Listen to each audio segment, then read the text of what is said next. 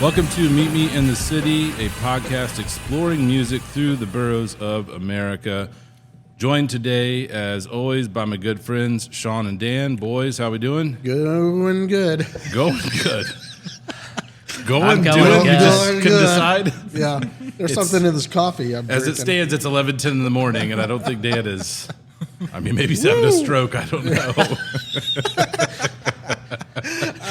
Not yet. His left side's droopy.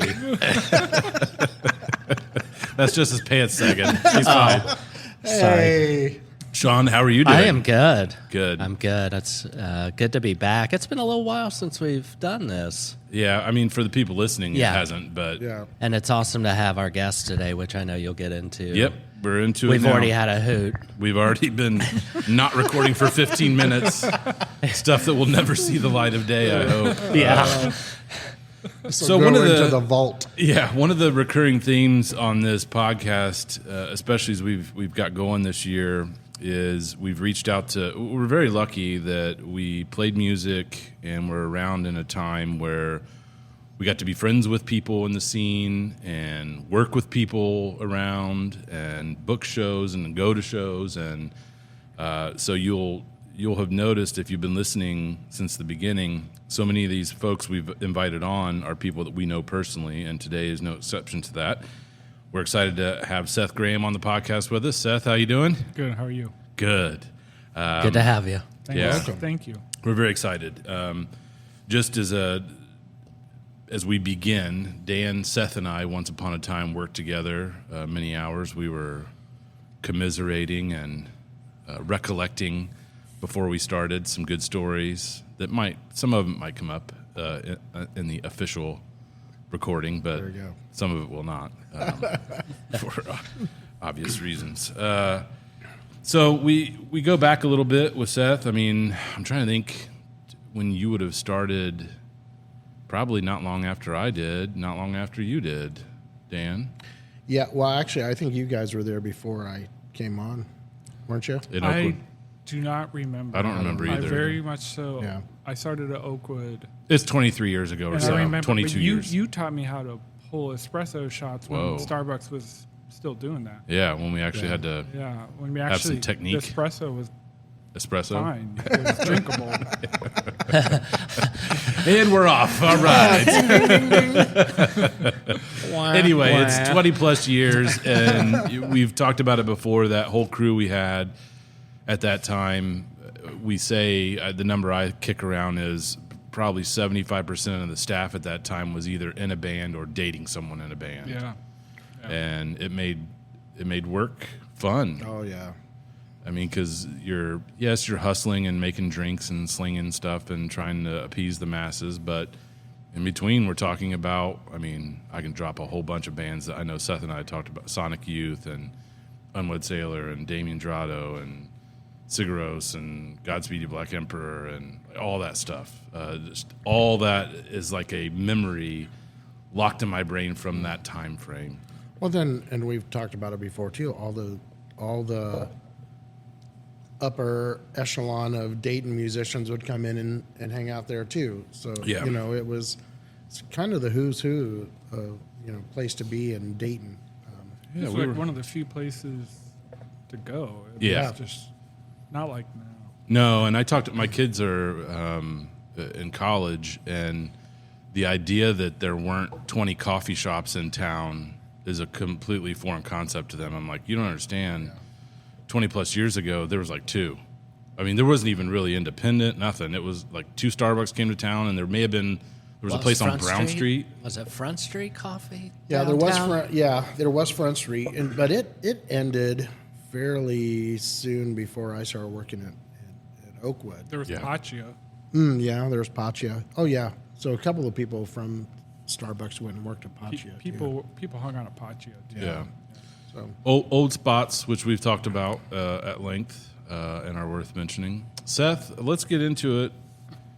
We were talking just before we started. Your formative years were spent not here on U.S. soil, so I want to hear about that.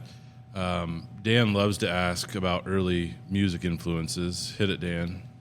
What was the first album you remember buying that wasn't Christian related? How's that? New Kids on the Block. Really? Cassette tape. Nice. I was probably like 11 or 12. Yeah, buddy. Wow. And was that, and you'll get into this in Japan. I was in Japan, yeah. Cool. So why don't you tell us about that? Like Yeah. growing up, like when did you Were you move big in to Japan? I was tall. Okay. I dominated 6th grade basketball. Oh, I bet you did. I did. Pass it to Seth. Pass it. The other team complained about me. But Really? this was a long time ago, in the 80s. So it was seeing a foreigner who could speak fluent Japanese in a public school was like a dinosaur. It was just like, what's going on here? We've never seen this. Yeah, I mean, people were, I think, in short, like, there's like, we joke about like Southern hospitality being fake. Mm-hmm. Japanese are very kind and welcoming, but I think if there's a sense that you're permanently there, that's not okay with some people. Not all of them, but with some of them, they're like, you're kind of intruding here. You need to Interesting, kind of... yeah. So you get this vibe of like super welcoming, and you also get a vibe of like, when are you going home? Right. And so... And you felt that even as a kid? Oh, yeah, you feel Really? that. Yeah. I mean, don't get me wrong. People were super nice. Yeah, It's just that was my experience. Yeah. It was a little bit of both. But for me, it was really strange because that's all I knew. Yeah. I didn't know. I knew America, but America felt like how Japanese perceive America. That's a generalization, but Yeah, fair. yeah. So, yeah, but New Kids on the Block was my first. And you That's awesome. lived there, you said, from the age of 6 to 15. Yeah. Yeah. I also had New Kids on the Block, but I had it on CD. Oh, rich boy. Well, Yeah, rich boy. hey. I think it was like one of the first 2 CDs I bought. Do you want to know the other one? You could guess if you thought. NSYNC. No. Yeah, I waited 10 years to buy another CD, Sean. What are you talking And about? Sync was the same time. No, it wasn't. I New thought Kids on the NSYNC Block was with was New like- Kids. Dan's over here having a stroke. You're over here losing your mind mid podcast. I thought all the boy bands came out at the same time. No, there's like roughly. the whole 90s that happened before Yeah. Is that NSYNC. Justin Timberlake? Was he in NSYNC? Yeah, yeah. Okay, and so Backstreet New Boys Kids were was the same time. 80s? And yeah, Yeah. but no, New Was Kids on the 98? Block was 80s. Okay. And then around that time, it was like Vanilla Ice came out, Right. and like You're getting close to what the other one I had. The other Fat CD. Boys. Well, that was on vinyl. Oh, I'm gonna say DC Talk. Oh. Shazbot. No, it was not DC Talk. I did not enter any sort of Christian era. Like LL y'all Cool did. J. No, Milli Vanilli. Thank you very Oh, much. that's sick. Yeah, that's awesome. Yeah. Millie. Milli. It's funny that Beautiful. I feel like it's such a shame that they fell under such a because everybody does that. Yeah. And it's like they were kind of I felt They were discriminated. Shut. they got busted for it, and But people didn't know how everybody to does handle. it, I know, yeah. and nobody knows how to handle it. I mean, now it's like a thing. Yeah. It's a thing. I mean, it's like you do this. Yeah. What are we talking about? Milli Vanilli and just the The scandal. manufactured Should we slow pop it music. down for you? Dan? Please. Something's hitting weird today. He's like, why are we talking about this? You could get in an airplane and go to other countries. What? That whole flight Talk thing was about- actually invented right here in Dayton. Isn't that amazing? Talk about a rich kid over here. Yeah, no doubt. Flying places. I just hitchhiked to Michigan. So Okay. Japan. So let's bring it back. Boing. 6 So to 15. how did you end go. up? So how I'm obviously, you're 5-6 years old. Why were you in Japan? My father was a missionary. Oh, he was. Yeah. And that's, by the way, responding to Rich Kid, I'm going to defend myself. You can't let that go. I'm not letting that go. No, I'm just joking. I didn't know missionary was a position. You got to cut. So I'm just joking. We've made it like 15 interviews so far, and Dan has not been as unhinged as he has in the first 5 minutes with you. So, I'm glad I can bring that comfort. man, it's all coming back. It's a cow god moment. It's taking me away. No, yeah. My dad was a missionary. He was a pastor, and then There are many long reasons probably why I chose to be a missionary in Japan, but my theory is my grandfather fought in the war, World War II, and he, according to my father, I don't believe my father, he's kind of a liar, but Wow. yeah, but he's claimed that he was on the beach of Normandy, and he was one of the first people to get on the beach with a radio, and he won a Purple Heart because somebody immediately was shot and took him back to one of the kind of boats that held the tanks or whatever. Yeah. But anyway, my grandfather was a coal miner and a veteran, and then started his own farm and was extremely anti-Japanese. Okay. So my theory is that maybe my father was sort of finding his own identity, because I think children usually rebel to find identity. So my theory is, because all my grandpa did was talk shit about all the evil allies, so the axis of evil. So I think he was like, well, I'm going to go witness to them. So my grandpa really opposed this because he was like, why are you caring about the Japanese at all? Interesting.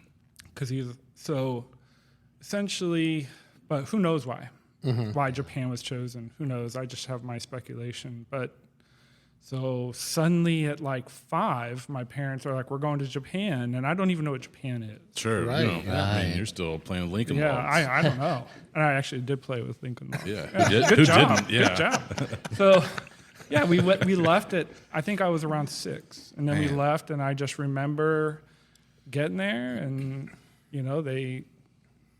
we just found a place to live, and we actually were in a place called Karuizawa, which is where they had the Olympics in the 80s in Japan, and it's like the Aspen of Japan. Okay.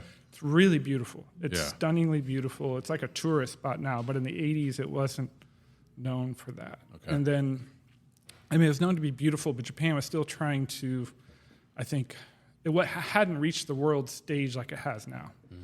So essentially, we went there because there was a language school there where they would teach missionaries how to speak Japanese. Oh, okay. And it was right across the street from a tennis court where the emperor played tennis. Oh, wow. So as a little child, I would watch the Emperor of Japan play tennis, Wow.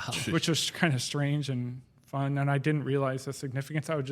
There would be all these people, but I would just be looking at the fence while all these people were there, watching these people kind of play mediocre tennis. I was like, what's so interesting about this? I don't understand. But I would watch it because it was fascinating. And then my mom got sick, and to this day, I don't know how or what, but she was in the hospital for a year. Oh. Wow. Some long period of time. And then so I was sent to public school right away. So at 6, I went to a Japanese public school, couldn't speak any Japanese, and just walked there and walk home. Wow. And did that for a year. But within 7 months, I'm going to guess, before I went to the next grade, there was just one day I started to understand what everybody was saying. And then within a month of that, I was fluently speaking. And then after my dad felt he mastered the language, not really mastered, but could get by, Sure. he wanted to go to Osaka, which I'm not sure why, but then we moved to Osaka, which is further south, second biggest city in Japan. But we didn't live in the city. We lived in Hyogo Prefecture in a city called Itami, which is near Osaka. Okay.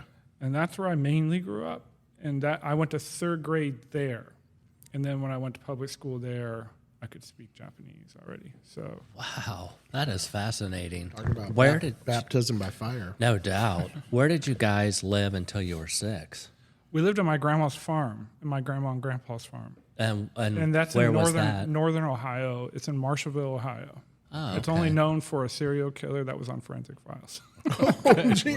What was not his much. name? Not much. What was your grandpa's name?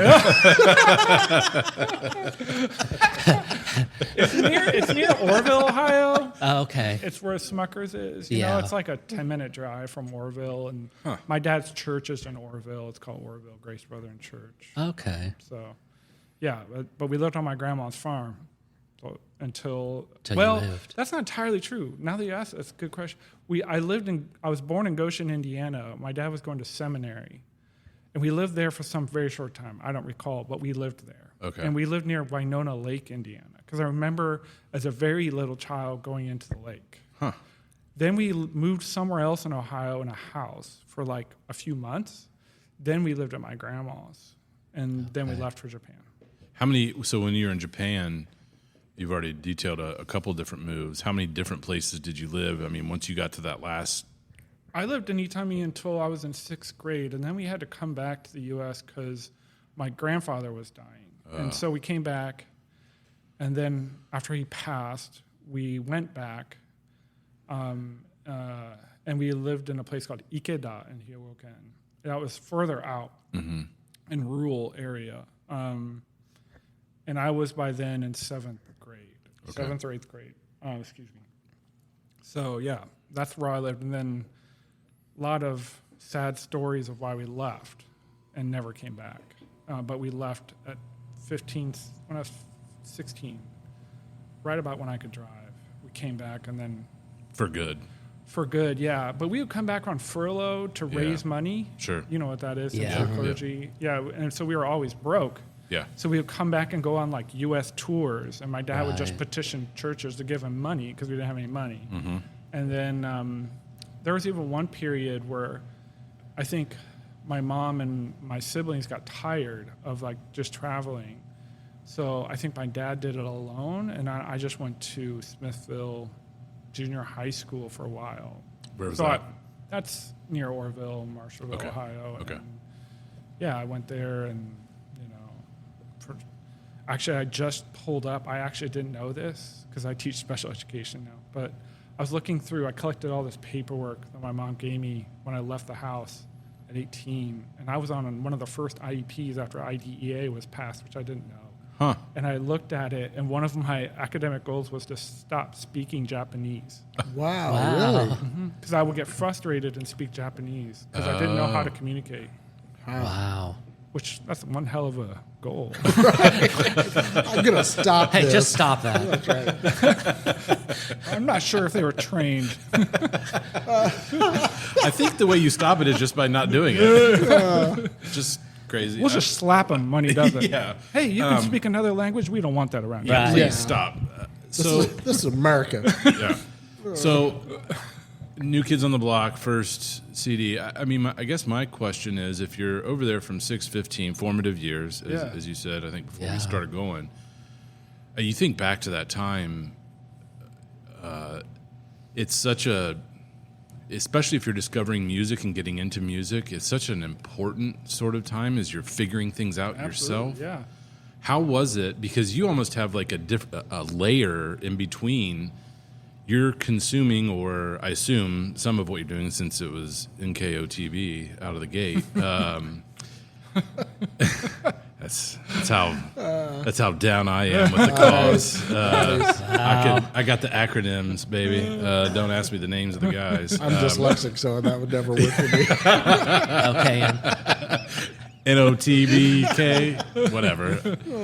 How was that discovering music, living in a culture that was not, I mean, in some ways it probably feels like it was inherently yours because you were there at such an early age, but what was it like to discover American music while in Japan? That's a good question. Well, so when we would come back on furlough, Yeah. I don't really remember. There's a lot of things I can answer here, but essentially, I'll go start with this because it's in my mind. Sure. In Japan, they throw out a lot of electronics in the trash, like tape players, CD players. I would collect them. Like just because they were done using them? They were done or? using them, and I would collect them and put them in my room. So I had multiple tape players and multiple CD wow. players, and I would see which one sounded the best. And I was probably 10. That's what I'm going to guess, because I was still in elementary school. Yeah. And I had that New Kids on the Block tape, but my grandma was worried about my fascination with music and gave me, not the grandma I lived with, but my mom's mom, who I didn't live with, gave me like C.C. Winans tape, Okay. which I actually really liked. Yeah. And then my older brother, was really into The Clash. So I listened to that. And then I would hang out with my friends, and they would listen to J-pop. So I would listen to J-pop, and there was this one singer named Kato Reiko, which at the time was very popular, and I listened to that. But the most popular was a pop group called Chage and Asuka, which they sang this proposal song called Say Yes, and it was for this soap opera that was massively popular in Japan called Say Yes. And I wore that tape out. So I was listening to like all of that. I was listening to J-pop, gospel, punk rock, and what my friends listened to. And but I think what mostly piqued but while I was doing that, we would go on furlough to America. And I would have a tape player with headphones because we would just sit in a van all day. Oh, yeah. And traveling back and forth. And to be honest, like no one there. I had three siblings, 4 total. I really wouldn't interact with anybody, not my parents. My brother's really angry for reasons we won't talk about. Trauma.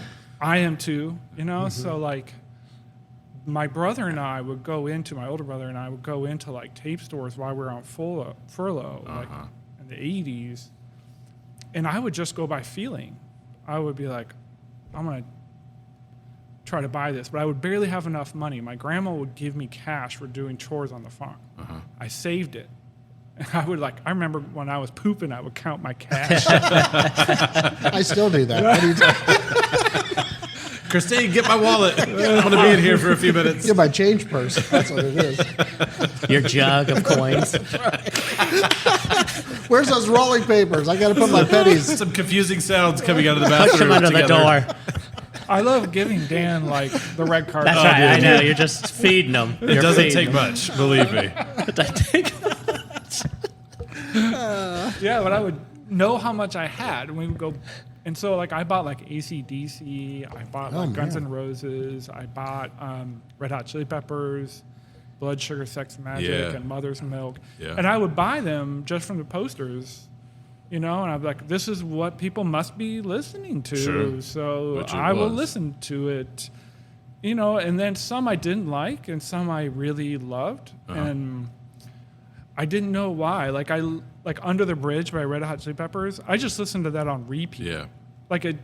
I was so obsessed with that. And then I would start buying U2. I bought a lot of U2, you know. But then my parents started taking it.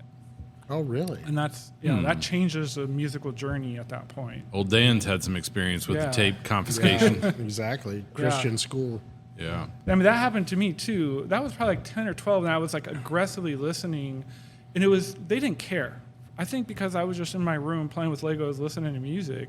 Like, that's kind of all I did. Yeah. And then my brother started to really rebel for very good reason, meaning like he wouldn't come home. My father and him would get in physical alterations almost. It was really bad. This is why you're in Japan still. Well, we were in Japan. Yeah. And so they started to be like, well, we're going to now monitor everybody more because of this. So they started taking away all the tapes and CDs. But I was really upset by that because that was all this money I had spent. Yeah. And then, you know, when you're like young, adolescent, early teen, that's devastating. Yeah. That's all you have. But by the peak of that, when they started to take, I was listening to like Cypress Hill and like Nirvana, Rage Against the Machine. I mean, I loved Rage Against the Machine. Yeah. I loved it. Like I was obsessed with Rage Against the Machine. I listened to Run DMC. I listened to Public Enemy. I listened to NWA. NWA. Yeah. You're like, fine, Mom and Dad, take this Red Hot Chili Peppers cassette because I'm going straight to 2 Live Crew, baby. I did. I loved 2 Live Crew. Of course you did. I did too. Faith No More. Faith No More. I forgot about Faith No More. I listened to all of that, and they took all of it, and then that was like the peak of when we were in Japan, like the end. Okay. And then basically my brother, I think I'll tell this story because it's interesting, but I don't know how true it all is. Okay. Is that my brother eventually just stopped kind of coming home and ran away from home in Japan. And he would sleep in like Shinto or Buddhist temples because their kind of creed is they don't bother you. Yeah. It's not ours to tell you to leave. Interesting. So he would use that to stay away from home. Yeah. And but he started stealing money from their like offering boxes. And then he strangely started to work for like pool halls, which is generally mob ran. And I don't know if he worked for the mob, but he's not allowed to work in Japan. He's not of age. He's not a citizen. So the police kept bringing my brother back home. Yeah. And on like the second or third time, I don't know, it happened many times. Yeah. They were like, we don't want this to be an issue for you, but if we have to do it again, we're going to let the authorities know that there is a American family involved in criminal activity. Oh, wow. So my dad is like, blames my brother, who's like 17, for disrupting his shit. you Yeah, know? yeah. And so we leave and we never come back. And we left, and then when we left, they took all my CDs, all the tapes, and said, this isn't happening to you. That's happened to your brother. And So they were saying it was because of, they thought it was because it's of many that. things, yeah. And but by then I was skateboarding, smoking. I had a girlfriend. I was Wow. like, I think that ship sailed. While you're smoking a cigarette, take those CDs, Right. Yeah. baby. Roll it away on a skateboard. Right. It's fine. There's more Lucky cassettes to be Strike had. Unfiltered. That was my brother. I was far more like introverted, and my brother. To be honest, it was so traumatic for our whole family. Oh yeah. It was so bad that I was like, I need to play this differently. So I still wanted to have a girlfriend. I still wanted to skateboard. I still wanted to smoke, and All that. I wanted to listen to whatever I wanted to listen to, typical. But I was like, I can't play it like my brother where... Yeah, all this is Yeah. happening, and by the way, you're like 14, Yeah. trying to figure out yourself. Yeah. Which is In another country. in another country. Yeah. Just wild. It is wild. At the time, I didn't think anything of it. I Sure. just thought, this is just life. I just accepted it. But my brother even wore like Dead Kennedy's Too Drunk to Fuck shirts and Oh stuff. my gosh. He was very like... He was bringing it He on. was like, yeah, he was. He's bringing it. Because my brother, he was really strong and tall, and he worked out. So he wasn't afraid. In a sense, he had to become that to sort of separate. Okay. And so because my father would threaten him, but he was like, with what? What are you going to do? Yeah. So I was like, but my mom was so devastated by all of it. I hated my dad, but I didn't hate my mom. So I was like, I don't want to hurt mom, but I want all those things. Yeah. So I was like, I'm going to play this very differently. So when we Okay. came back to America, I wanted to skateboard so bad that I was like, the only way they're going to let me is if I just don't do anything bad. So I like just conformed on the outside. Like, so I went to church, I did everything they told me to do, but then I'd go skateboard and listen to whatever I did, cussed, whatever. Yeah. So I was living like kind of like two lives, essentially. Wow. But when they took all the CDs, we came back to America, and I was really fighting to get music again. But it was really hard because my grandma had passed not too long after we came back. Okay. So that source of money was gone. And my parents never gave me money. So I was like, how can I get music? And I would listen to the radio all the time. But by then, I was frustrated with the playlist because it wasn't playing like too much of what I was getting into by Sure. then. Because by then I was getting into Sonic Youth and other things. Yeah. Mainly because of my brother and just because of skateboarding friends in Japan. And in Japan, skate culture was hip-hop dominated. Like in America, it's like a it's spectrum, Punk. right? Yeah. But mainly there's punk. punk, hardcore, like, I don't want to say alternative. But, Sure. And then some hip-hop. But in Yeah. Japan, hip-hop skateboarding culture Really? dominated the scene. That's There were some non-hip-hop, more punk rock, but that was a minority in Japan. interesting. So I was listening to a lot of hip-hop, like the Alcoholics and stuff like that. Oh yeah. And then, so anyway, when I came back here, they could tell, and I was conforming, right? And they could tell I was really sad. Yeah. So my dad was like, I did have some CDs I still amassed, and they took them.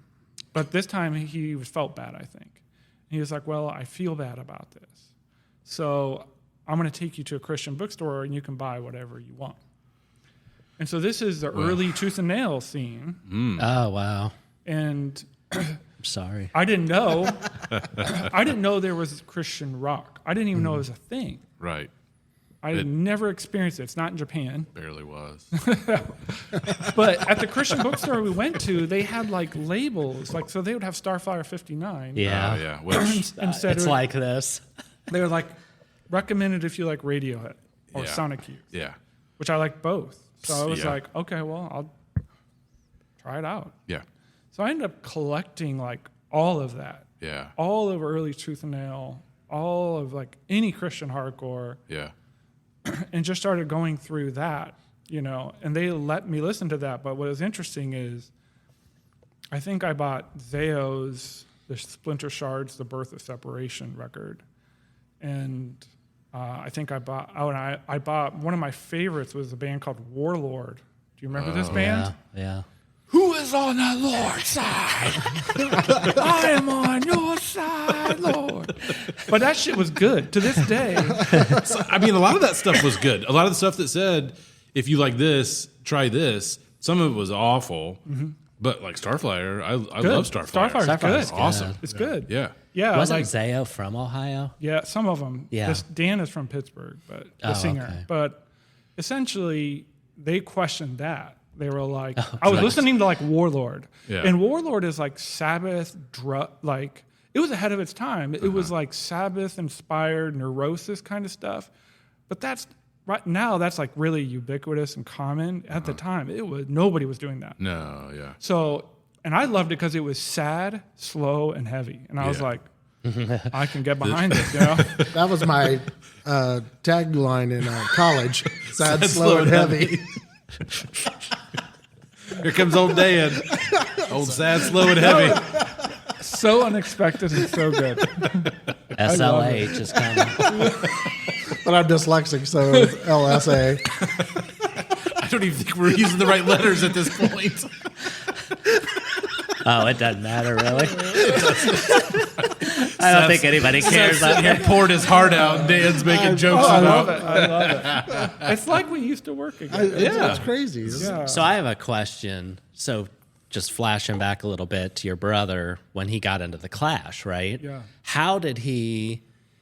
Was there a radio station in Japan playing that, or how did he get into the Clash? Like, I have a direct answer to that. So in Japan, our friends started to listen to punk rock bands, and there's this very famous Japanese punk band called the Blue Hearts. And you know that band Linda Linda that's Yes. huge? Yeah. They named their band name comes from the Blue Hearts. oh, really? They have a song called Linda Linda that goes Linda Linda Linda Linda Linda, and I remember that, and I listened to that song obsessively, and they're like a really good band, but they sounded a lot like the Clash, and that led my brother to kind of like keep searching punk sections. Okay. And of course, the first thing that's there is like the Clash, you Yeah. know. But then not too far behind it was like the Dead Kennedys, you know, and Black Flag, and he bought all of that. But the Clash, I think, because it had like reggaeton influence and stuff like that, appealed to me. Whereas like It's also a little hookier, too. it is They're- hookier, and I was yeah. really young. I was like 12 or 13. Yeah. I wasn't quite ready for Black Flag. No. Like it No. wasn't quite. My brother was into it, but to me, it just sounded like noise. Yeah. Now I feel extremely differently, but Sure. at the time, that's like what it sounded like to Yeah. me, and so it didn't appeal to me. But I was like, I love the Clash because I was like, this is really aggressive but listenable, you know, Yeah. and like because that's what it was, you know, and Still is. so that's why I think like he would be listening to the Clash really loud in his room, and I would go into his room, you know. He was actually doing push-ups and stuff. Super angry guy, for good reason. But Yeah. I would just sit there and listen to it. And he was like, "Isn't this so great?" And typical sibling stuff, you know. And I became obsessed with it. Like, man, I listened to the Clash probably more than anything for like a year, Wow. a couple of years, you know. And especially when we traveled, it was the Clash, U2, Red Hot Chili Peppers on repeat until, you know, it was all taken and I had to switch to Christian Yeah. music. But then I was listening to Christian shoegaze and Christian hardcore. You know? I mean, still in the same sort of and neighborhood. they didn't like it, but they were like, I guess because he would. Because it's at a Christian bookstore. Yeah, he Like, would come you and took look me at here. it. He would come and look at it. He goes, I guess we did buy this. And I was like, yeah, you wanted this. You got did it. this. You know, but that was a blessing because then I started to still buy CDs when I came up with money because I got a job. Yeah. And you just mix them in, you know, Yeah. and as long as you went to church and kind of toed the line, like they just didn't say much, about any of it. So that's how I learned to play the systems. Like, you can't be like your brother. You have to be the opposite. Yeah. And it worked. You have to get away with it. I mean, it was terrible. Yeah. Childhood, terrible. Yeah. But, Where did playing music enter the equation? Well, I started to play guitar when I was 15 or 16, right when I came back. Okay. Because there was a guitar at the church in the youth room. Okay. And I would play it. Yeah. I had no idea how to play. Before that, though, when I was in Japan, I played drums.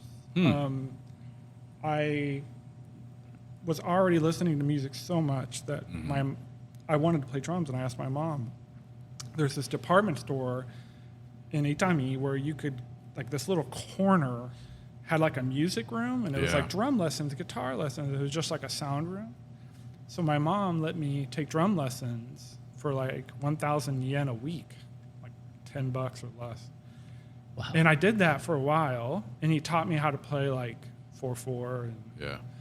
And then we left, though, so I didn't continue that. But then I started playing guitar at church when I came back, and I played drums. There was a drum kit there, so I would sit there because I had to go early with my dad. Oh, yeah. So I would just sit there and play both for a long time. And eventually a friend of mine who skateboarded named Joe had an electric guitar. He said he would sell me, and I was really excited about that. I was like, all right. And I bought it. It was just like a shitty guitar, shitty amp, and my parents took it. They were like, no, you can't play the electric guitar. They're like, but you can play the acoustic guitar. But then my dad objected to that. He was like, I don't really want him to. So my mom, growing up kind of like a little bit of a hippie, but not totally, she was like, I think she felt bad about that. So she secretly bought me an acoustic guitar and said, don't tell your dad, but you can just keep it at church, and he won't really know, right?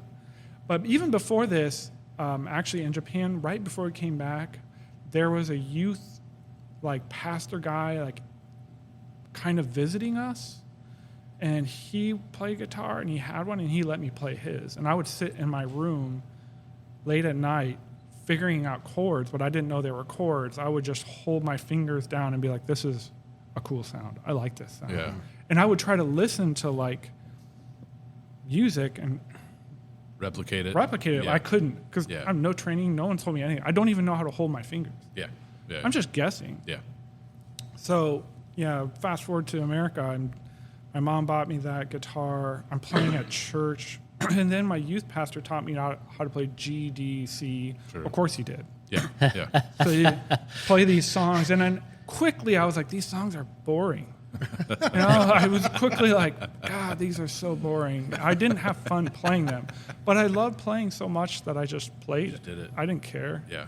And then, I just had to do it in secret until I left. But then I didn't really play music until I came to Dayton after that. I mean, I had a guitar.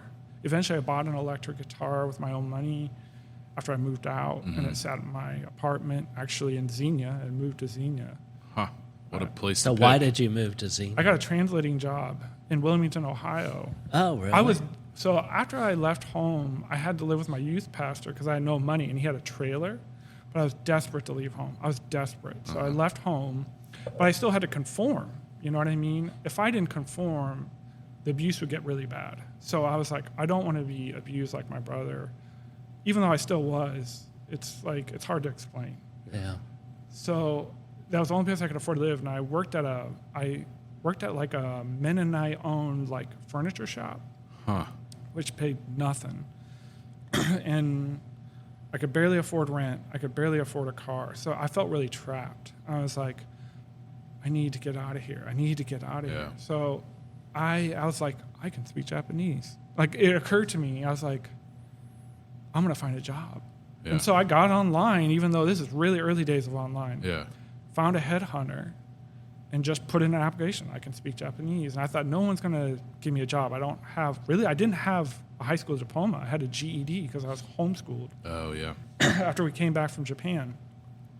And I didn't go to any post high school. So who's going to hire a GED guy, professional job? But I was like, I need something that pays so I can live on my own. Yeah, but you're literally an expert in the language. So I got a job in Wilmington. They paid me jack shit, but they were like, we'll pay you to move here and give you an apartment for 3 months. so you can find another apartment. And they gave me a salary, and it was enough. You know, I was like, I'm out. Wow. It was the most relieving thing in my life to leave. Huh. I was like, I'm never going back. You know, that's the feeling I had, is I'm never fucking going back. Yeah. And I ended up in Wilmington, Ohio. And then I didn't want to live in Wilmington. I was like, I actually want to live in a city or somewhere close to a city. Yeah. So I moved to Xenia because Dayton was too far.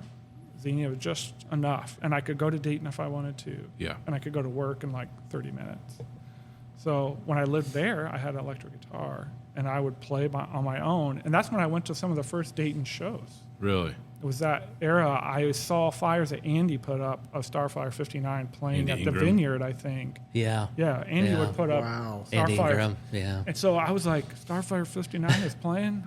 I'm going to go. Yeah. And so I started going to shows here. And then I started to go shows at Knights of Columbus, you know, where they Yeah. had local bands play. Yeah. And that's when I met John Gassett.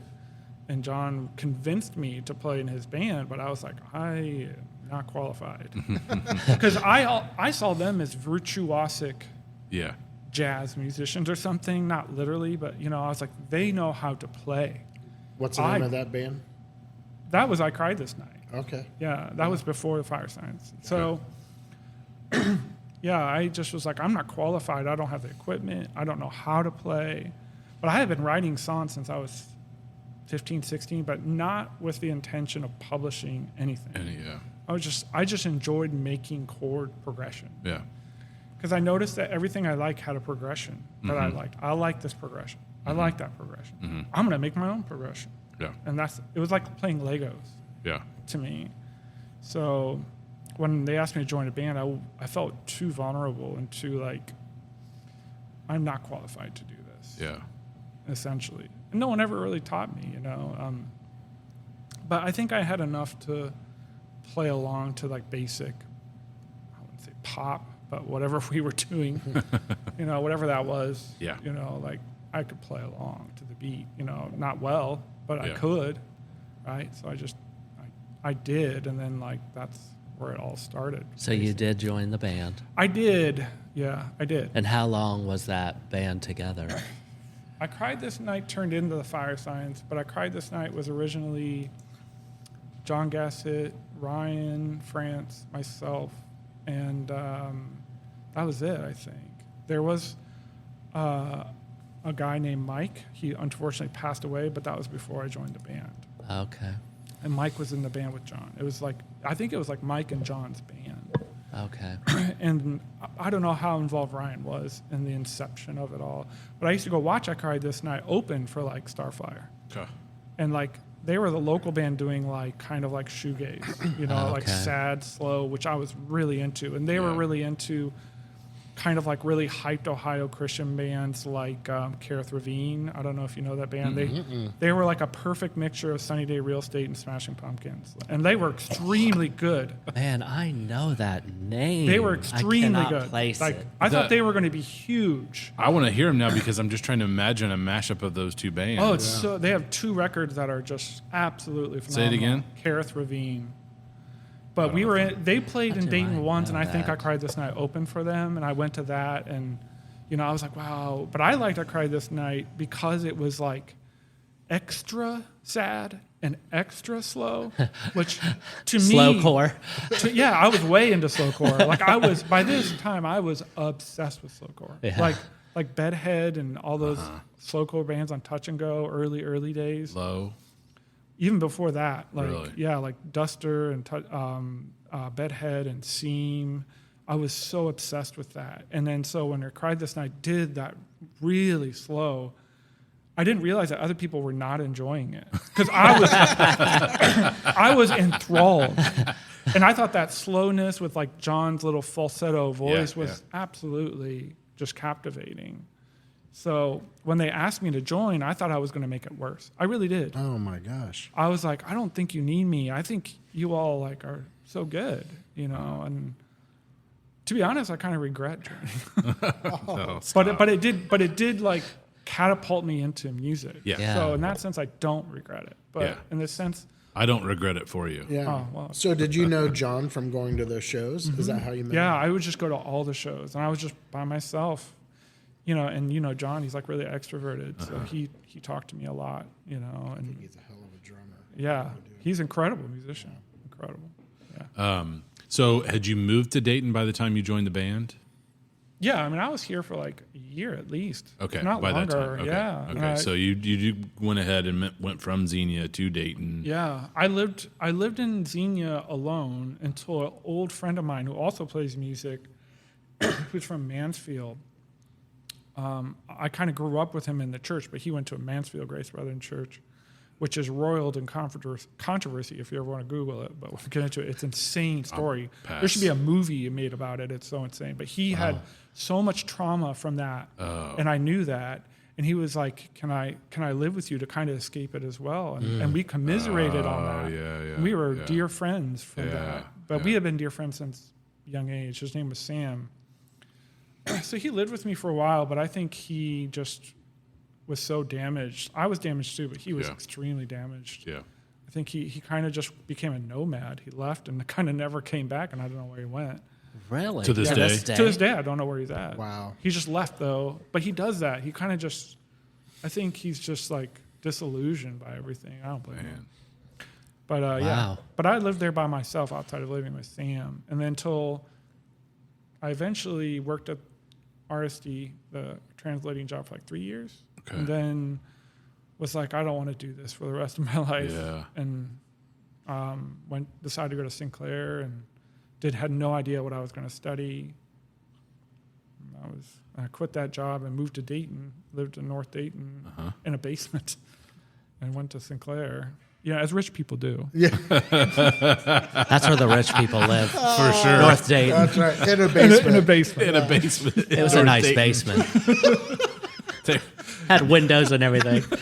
There are some things that go on in basements in North Dayton. None of it's rich stuff. Right. It didn't have a dumbwaiter, just had a hole in the floor and they dropped food down to you every now and then. But Dan's reminding people, Seth took a flight at 6 years old. You brought up rich people because Will had a CD. That's why I bet. Yes. So you're here. I Cried This Night turns into the Fire Science, which is probably around the time when we all met. We all met around that time, because I think it turned into that. Yeah, 02, 03, something like that, probably. I think it turned into that. I don't know. There was a lot of drama with our band, and a lot of it was my fault. It's all of our faults. But I don't know if it's because Ryan left the band or Brett joined the band that we changed our name, or I wanted to change the name. I recall wanting to change the name. Okay. But I think we all did, but I really can't honestly remember, and I don't want to misrepresent other people and their experiences. Yeah. But we changed the name, and I think there was a member change, or we added Brett. I think we added Brett. Okay. Brett wanted to play in our band, so and so Brett played, and then we wrote a bunch of songs and put out. What did we do? Put out 2 EPs? I can't even remember. I can't remember. We put out Piss, and we put out. I had the other one. I had both of them, but I had. It was a black one with like a silver print. Yes, yeah. Yeah, I don't remember the titles, to be honest. I don't either. But we put out those 2, and then we broke up. I think while I was working with you all. Probably so. Yeah, the band ended, and then So what, consciously, mentally switched? Originally, you were like, I'm not good enough to be in a band, right? Mm-hmm. I can't play that well, and why are you asking me? Then you joined. So what switched when then you add another member and you change the name to say, I can do this. I want to do this. Like the passion. Sean. I don't know. I love doing it. That was really it. It was. I knew even then. I was always insecure about it, and I still am in a way. I actually practiced a lot after we started the band, and I rehearsed by myself. I started playing scales because somebody taught me, hey, play scales, become more limber, But I never let go of writing songs. I really liked writing songs. I loved it. And I didn't care much about technical playing, but I tried to become technically better to appease my band. Yeah. But I didn't care. Even though they probably weren't asking you to do that. They never asked me to. Yeah. No, they never asked me to or said, I think when we got in fights, they would attack that because they could sense that was a vulnerability for me. And you know how people are. Like, we're all like that, right? Yeah. If we're mad at someone, we'll attack their... Low-hanging fruit. Yeah. So I think they did that, but when it was copacetic, it was never brought up. Yeah. So... But I would practice a lot, and I just loved it. I loved the process of making. And once I made something, I became so addicted. It was therapy for me in hindsight. I was using it as a way to survive. Yeah. Because I had gone through a shit ton of trauma. Yeah. And I was, actually, when I was working with you, I was being disowned by my parents, like sort of formally. And that propelled it more to just be like, when I went to the basement and all our gear was there and I picked up a guitar and just played, it felt so good that even if someone would have said, you're the worst player I've ever seen, I would have kept playing. Yeah. And in a way, some people did. To be honest, some people told me, you're the worst player I've ever seen. Really? Yeah. People in Dayton have told me that. Like, you're not talented. Jerks. You shouldn't play. I asked you not to say that out loud. Sorry, Seth. No, people have said something to that effect more than one person and in different ways. That's rude.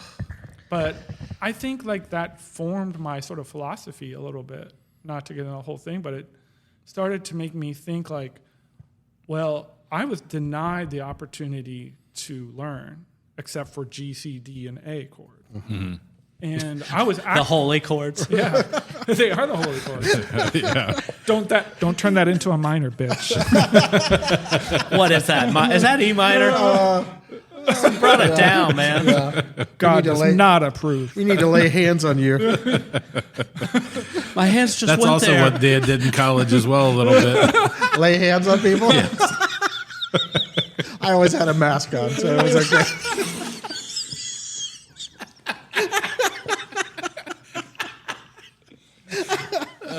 This podcast, such a hybrid. I think you just spit on me. Oh, gosh. That's where that button needs to come in. Oh, my God. Well, so now, saying all of that, I've been thinking for days like what questions I wanted to ask you, Sure. and then at the same time trying to think, well, what would Seth say if I asked him this? Oh, geez. Oh, wow. We can play the game. Well, we're Get gonna. it right. This time going to be a game. We're just going to do it. Hearing you say all of that, hearing you escape into the music, essentially, as a place of refuge and freedom and Yeah. Possibly healing, maybe. healing. I don't know. Oh, I mean, absolutely. I mean, everything that I think those of us who get deep into it, whatever your particular flavor of music or genre or style, whatever it is, once you get to that place with music, you just know it. And does your experience in life and coming through all this and music being a trusted partner, how much of that do you think informs what you're doing now? And we're not going to skip over a couple parts, but how much of that informs what you're doing now with Orange Milk and the music that you're putting out? Because the music you're putting out through them is definitely not mainstream. No. It's outsider niche, sprinkle. You don't like me saying niche-y, but niche, whatever. Do you think it? Because hearing you say it, it makes perfect sense now. Because I'm like, oh well, he's just going to carve his own path. Yeah, that's kind of what I did. I try to keep it super simple, where I'm like, do I like what I hear? And then that's it. And like, if there's things in it I don't like, I take it out. If there's not enough in there, I'll put it in. But then I also try to really be vulnerable. Like, I'm like, I don't know what to put next, so maybe put nothing. Or maybe just try something. And then I try, it's complicated now, but I know I said I keep it simple, but when you get into the real nitty gritty of like sort of making art, like, especially in music, it goes sequence, right? Step, step, step. No matter how it is. Sure. Yep. Even if it's a drone, sine wave drone, there's a next, right? Yeah, right. So I just think about, why do we make these choices?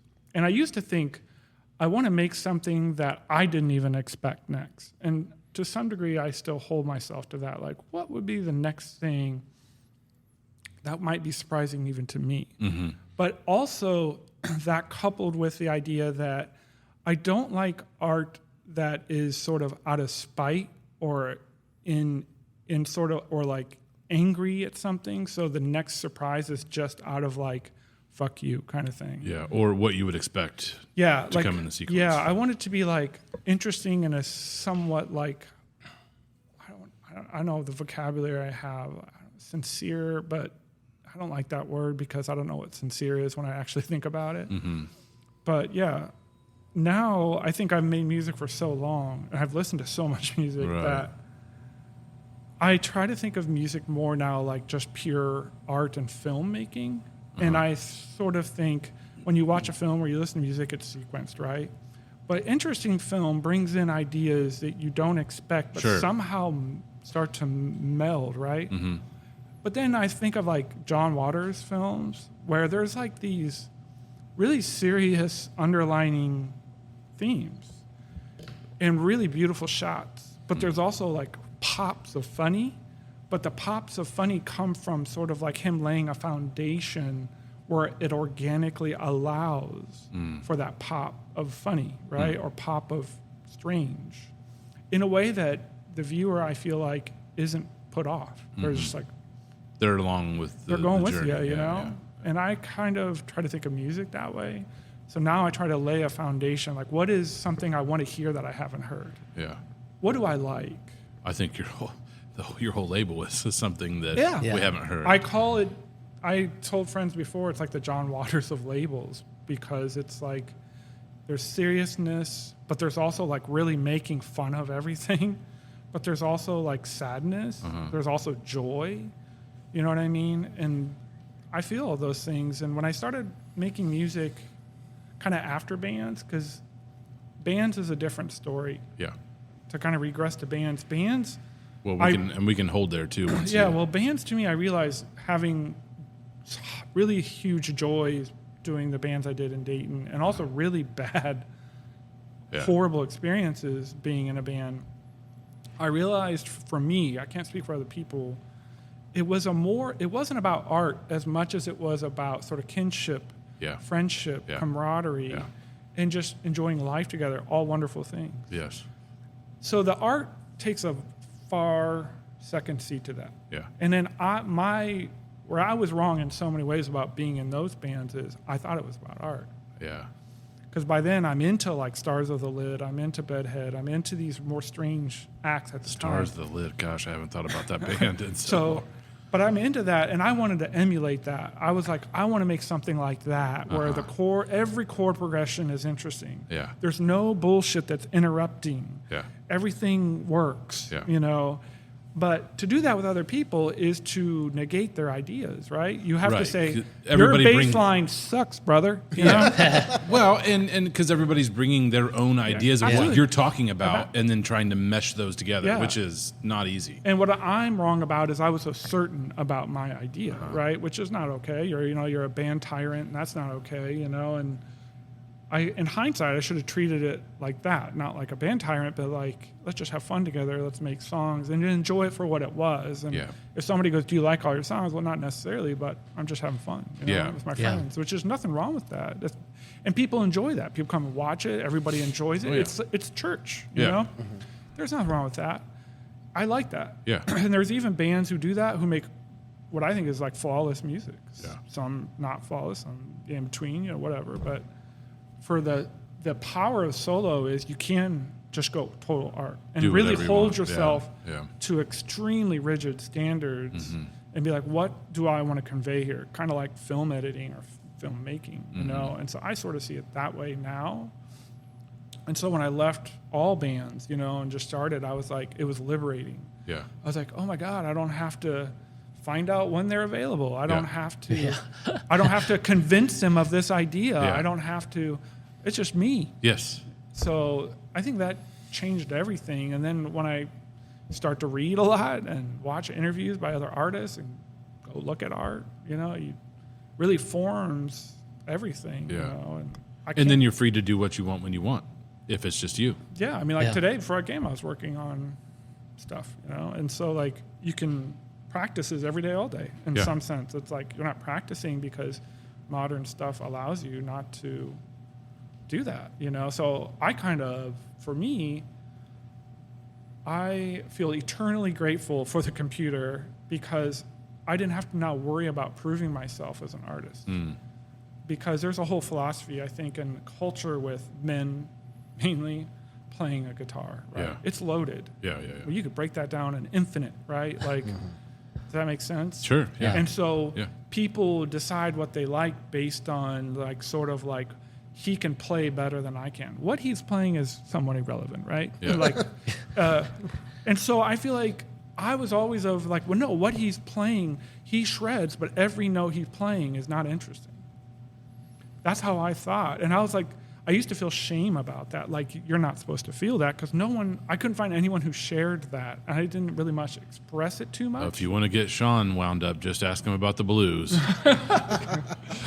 But you know what, like Joe Satriani. So like, I made the argument before, like, wow, Joe Satriani. I'm like, he shreds, but I think everything he plays is not interesting to me. You know, whereas I think like, Which is fair. when I hear Daniel Johnston's "True Love Will Find You" in the end, Yeah. that song makes me cry. Oh, yeah. Can Daniel Johnston play like Joe Satriani? No. Will Joe Satriani ever make a song as good as that? In my opinion, no. Yeah. It doesn't mean anything outside of just like, I think about like art is so transcendent of virtuosicness. Virtuosicness can help. Yeah. It can form things, and kudos to it. Like, Sure. you know what I mean? I love some people who shred. Trust me, I love it. Yeah. But I also really want them to go beyond it. I Yeah. want you to not just shred. I want you to think about culture and music and your experiences and everything, and somehow how can you make that into something that is yours, you know? So I think of it, I hold myself to that, you know? And I also think playing music is such a privilege. So I think this is such a privilege that I get to do this, that I put my all into it, you know? But my all is like a wide discussion, you know what I mean?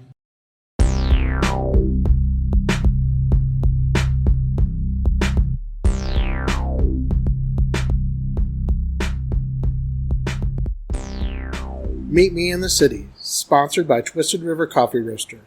Twisted River offers an unpretentious approach to specialty coffee. Visit twistedrivercoffee.com and use promo code INTHECITY at checkout to receive a one-time discount of 10% off your entire order.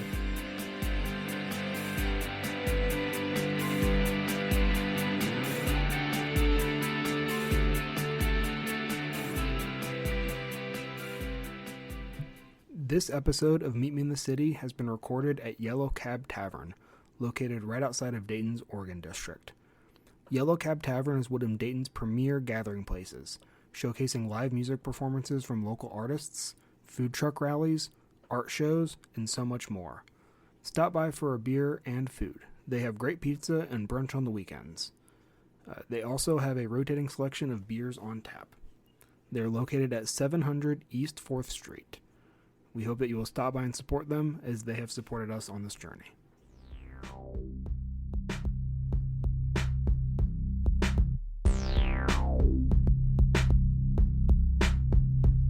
So how did Orange Milk come to be? Oh, that's a good question. So as you all know, I started Romance of Young Tigers. Which I want to pause you there because I want to ask about, because when I listen to Romance of the Young Tiger, I think of a soundtrack.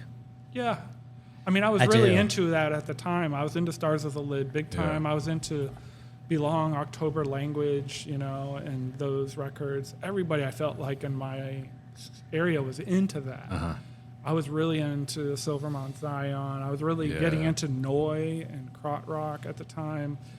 And I was really into really early post-rock, too, a lot. And so I started that band, you know, it was just Todd and I at first here in Dayton. I played in the basement in North Dayton. Todd and I played to a drum machine, and originally it was like shoegaze drum machine.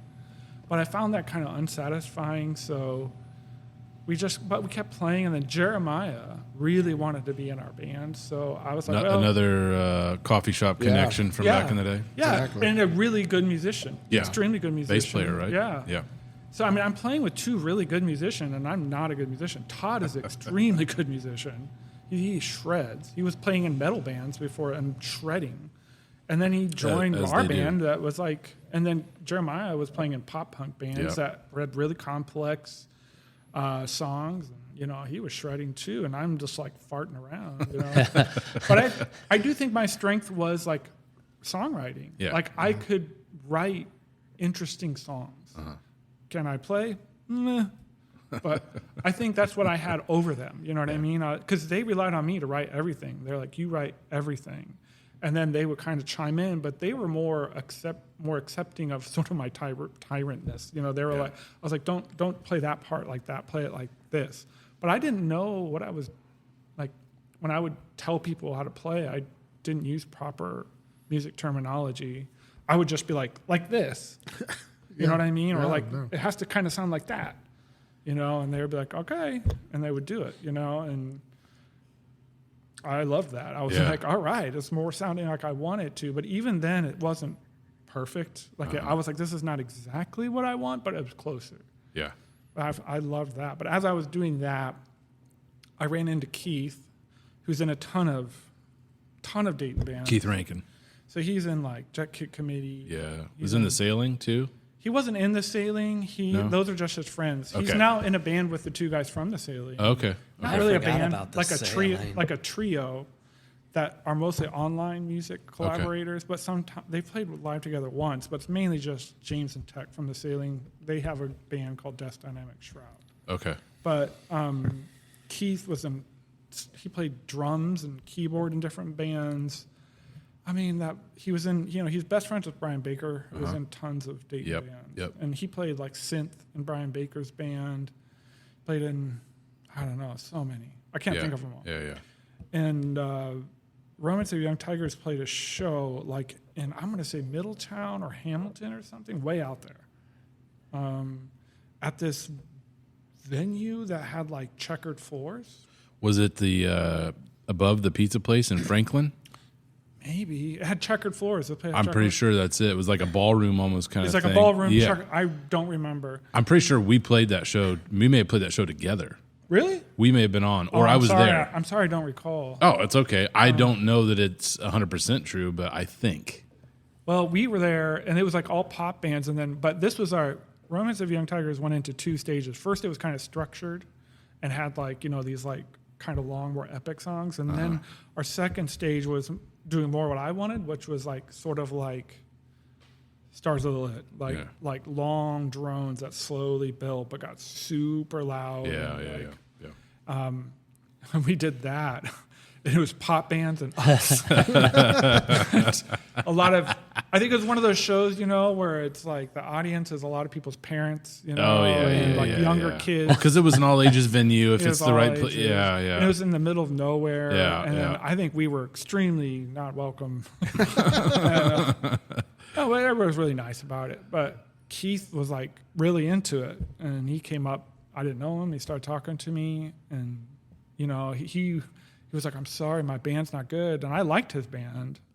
And he was really, I think, taken aback that I like pop music. So I was like, well, I liked her band. And then we started talking about Japanese pop music, which he was really familiar with, and I was too. And then we just started talking about a wide variety of things. And we started talking about Twin Peaks, and this is like 18 years ago or something, a long time ago. So he was like, I'm surprised that someone who's in like a heavy band has such wide taste. Sure. And so we kind of became really good friends that day. And then he started coming hang out at our house near where I live now, just down the street. And we started a label kind of called Quilt, but I was already running that label. And I was doing DIY releases for Romance of Young Tigers. We were like starting to do like noise releases. And then we started to I released stuff for Andrew Weathers, who is now like somewhat known. You know, he ran his own label called Full Spectrum. Okay. He released 2 of Wes's Yeah. And then I moved to New York because Hadley my partner wanted to go to New School. So we moved to New York, and then when I was in New York for a few months, you know, we always talked and shared music that we liked, and he was like, we should start a label, because I was making music on my own, you know, and he was too. And then we were like, I don't want to submit to labels, Yeah. even though Romance was on a label, like a legitimate label, whatever that means. Yeah, you guys released Yeah. it was a full length, wasn't it? We released, well, Magic Bullet released both of our records. Yeah. Yeah, on LP. But Yeah. yeah. But after that, I was like, I want to make really weird music. Keith did too. Let's start our own label. Together. Yeah, and then we were really into the underground by that point, like super Ohio underground. Like we call it the synth revival, which was like 2000. I'm gonna say 10 Okay. ish. There was a massive underground synth revival in underground music, like synth noise, krautrock rock inspired, Noi inspired, Robert Fripp inspired, Brian Eno inspired sort of movements here, where they kind of mesh ambient and noise, and we were really into that. And there was a band in Kentucky called Cabalades that has heavy hitters now. I don't know if you all know Robert Beatty. He was part of that. Robert Beatty's done cover for like Casey Musgrave, and Oh, wow. so Robert Beatty is a big name in like art world. Uh-huh. And but he was involved in the Kentucky underground and still kind of is. Okay. There's a guy named Chris Bush who I really like. He plays under the name Flower Man. They are all part of. I don't know if Robert Beatty was in Cabalades, but he was adjacent to all of that. There was also C. Spencer Ye, which was now a pretty famous avant-garde musician who lives in New York. He's from Cincinnati. Oh. That whole scene. But Cabalades was doing like really bubbly, fun synth kind of drone, which was kind of really new at the time. And Keith and I were obsessed with it because it kind of combined like drone and sort of more like brooding to like happy or strange. And we were so obsessed with that, and we wanted to release it. So we started the label to release that, but it never came to pass, even though Cabalades was like, yeah, sure, let's do it. I actually don't remember why it didn't come to pass, but it didn't. So then we just kept going, but we were like, we need to release an LP right away, so some people will take us more seriously if we ask for releases. Yeah. So we end up releasing a LP for this artist named Aiden Baker from Canada, who did like, he was pretty well known for doing like drone noise. He was on a label that Tim Hecker was on. I don't know if you all know who Tim Hecker is, but he's a famous drone artist. And Sprinkle Nico's does. liking it. He's nodding in the background. So yeah, and then we did Aiden Baker LP, and then after that we just started releasing. But that was almost 20 years ago. Wow. A long time ago. Probably, I don't know. I have to go back and look, but at least 2012. at least 15, minimum 15 years ago. Somewhere around there. I was looking. I mean, it we up have 'cause I about had 200 releases now. That's yeah. Really? Wow. Yeah, I was looking at the Discogs to try to figure out how many, because we started digging in, and it's just It goes Massive. on. it's a lot. It's a lot. It's a lot, and it says Discogs. At least I don't know. You're the head dude, but on Discogs it says 222 Wow. releases. Oh, then maybe it was. I don't know.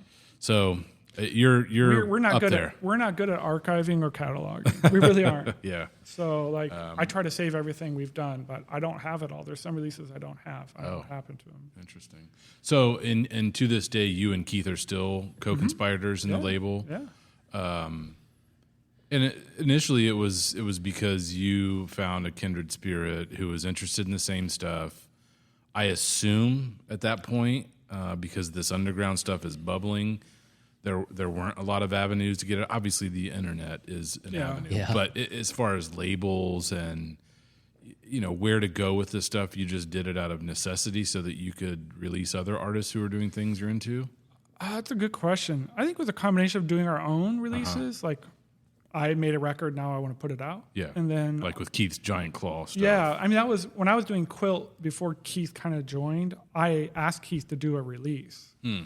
And he said, yeah. And then we did a release. He did a release called Darkness Like Darkness. There's only like 50 copies of those. I have one. But he wanted to do the artwork together, so we did.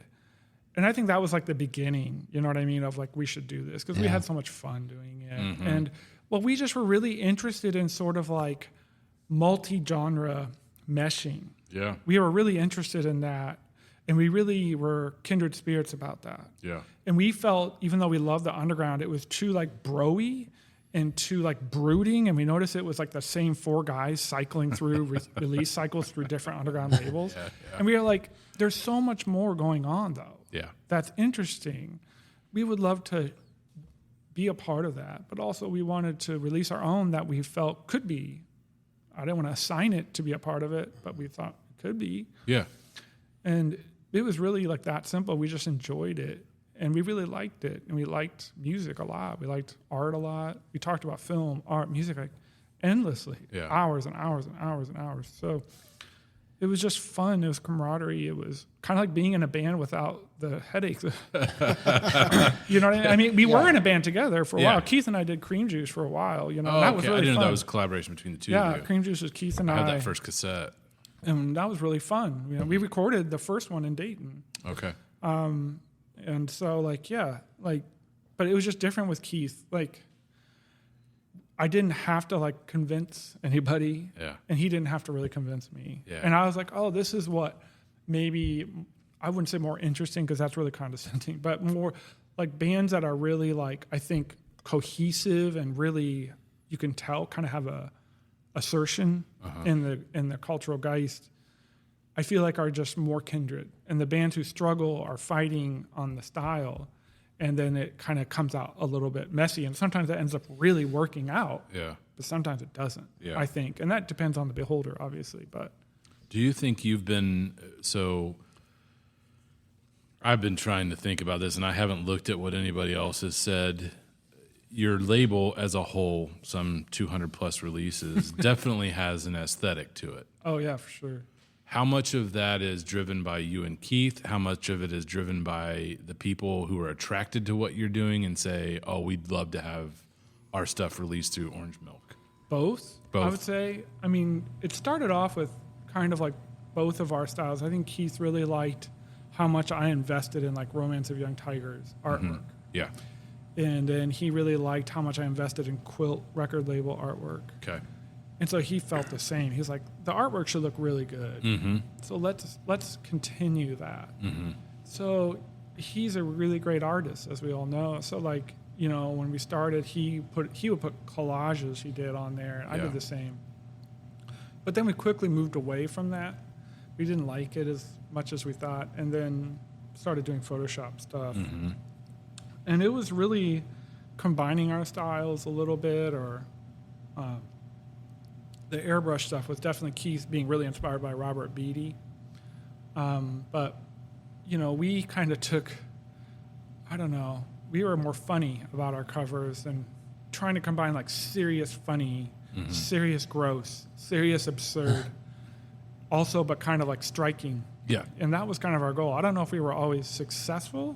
Pretty successful, I I'd was going say. to say, most of the stuff that I've seen of your releases, I mean, good, bad, ugly, it catches your eye, which is, I think, big part of that. Yeah, isn't it's it? big. I mean, yeah. The basics of like, I feel like graphic design or art is like, is it effective? Do Yeah. you look at it? Yeah. Yeah. You know, do you sit there and go, what the, you Yeah. know? Yeah. And I like the covers that do that, you know, and that's a wide variety of covers. You know, it doesn't have to be colorful or airbrushed. It can be Sure. like just black and white. And do that.